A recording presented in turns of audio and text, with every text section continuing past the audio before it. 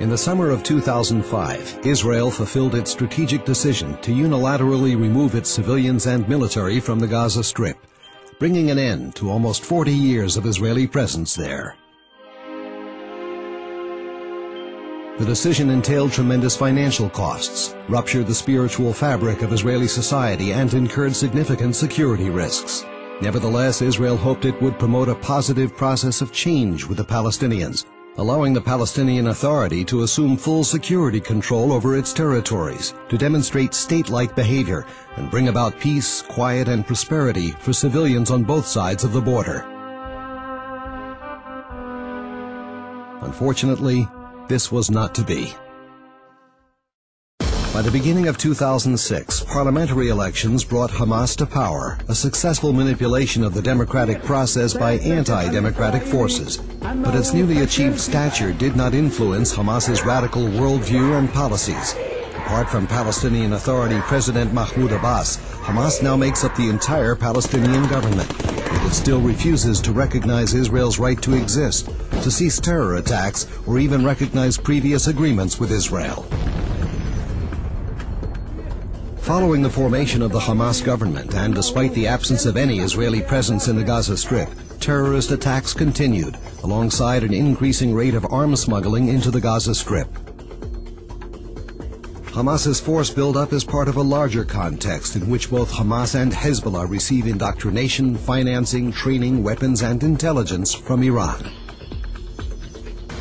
On June 25, 2006, Hamas further escalated the situation by launching an unprovoked attack into sovereign Israeli territory, killing 2 IDF soldiers and kidnapping a third named Gilad Shalit, with the express intent of holding him hostage and using him as human ransom. Just 1 year would pass before Hamas would once again push the region into unprecedented chaos by launching a violent overthrow in the Gaza Strip, killing, exiling, and persecuting fellow Palestinians associated with Palestinian Authority leader Mahmoud Abbas.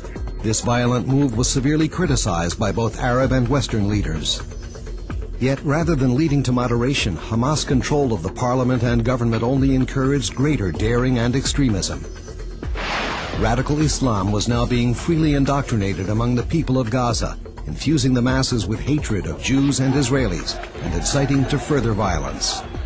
Hamas radicalization of the Gaza Strip and its constant momentum and escalation did not go unchecked. Effective Israeli security measures, together with international pressure, brought about an Egyptian-brokered State of Calm agreement in June 2008. Yet rockets continued to fall in Israeli territory and weapons continued to flow freely into Hamas stockpiles. During the second week of December, Hamas unilaterally terminated the State of Calm agreement, clarifying its intentions by initiating a barrage of rocket and mortar fire into Israeli territory. On the final evening of Israel's 2005 disengagement, an IDF officer locked the last gate between Israel and Gaza with the intention of never returning. The Palestinians no longer had the Israelis to serve as an excuse for continuing their attacks. Since then, instead of striving for a final status agreement with Israel, Hamas has marched directly into confrontation, escalating threats at every opportunity. Every state has the explicit obligation to protect its citizens.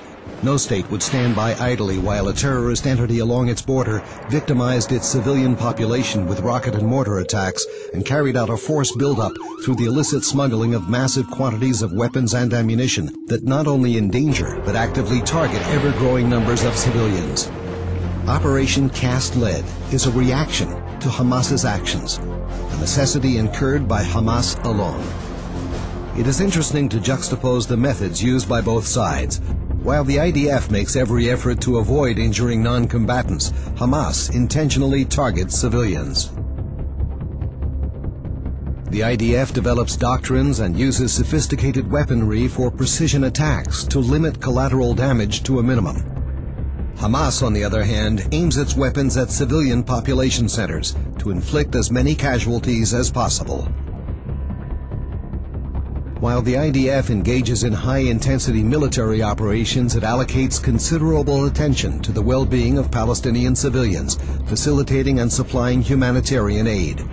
Hamas cynically uses its own civilian population as human shields, behind which it hides weapon stores and fires rockets into Israel.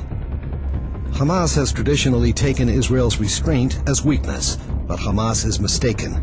This restraint stems from the strength of Israel's defense forces and the resilience of its society. But tolerance cannot come at the price of innocent civilian lives.